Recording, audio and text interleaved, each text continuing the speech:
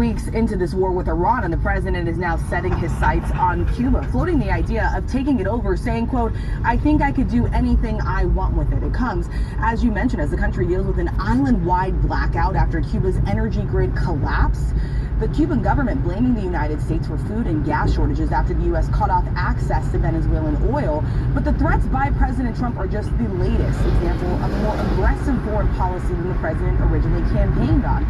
He pledged to keep America out of foreign conflict. It was just months ago that the United States captured Venezuelan dictator Nicolas Maduro. Just weeks ago, the United States launched war in the Middle East, and the president has also threatened to seize control of not only Cuba, but also Greenland too. Shalom. Once again, our praises and glory to Yahweh, Bahashem, Yahweh Shai, Bahashem, Rakah HaKodash. Double honors to the apostles and elders of GMS, Great Millstone. Peace and salutation to you, brothers, as pushing sword in sincerity and in truth. Shalom. This is Brother Ariel from GMS Guyana, with a quick, in transit lesson. Just browsing through the news, and I was looking at the interview even last night, where Trump is saying, hey, he is about to move on Cuba next, right? He's about to move on Cuba next, and this devil is roll, right? Scripture said that he come but to kill, to steal, and to destroy, and Nero Trump, is at it, Nero Trump is at it, this man creating havoc, all over, right? And nobody's saying nothing about it but the prophets, right? Nobody's saying nothing about it but the prophets, but the true prophets. So Trump is at it again, and it can just keep getting worse, right? Remember, this man is Nero.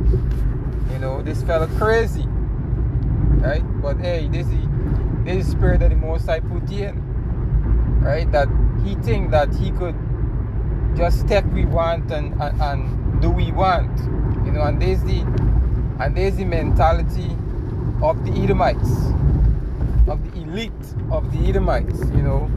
They think that they could do whatever they want.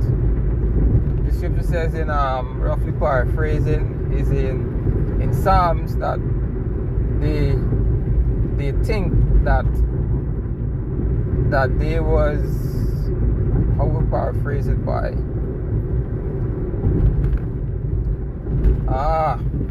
they think that they was in league, with the Most High, right? Not thinking about the consequences of the action, not thinking about the judgment that Yahweh Bashmi Oshai, is about to put upon them. One precept that comes to mind is Revelation 12:12. Rejoice, ye heavens, and ye that dwell in them, for the devil is come down unto you having great wrath, because he knoweth that ye have but a short time. And the elites, they using Trump, as the instrument, to come down, having great wrath, because you know that the time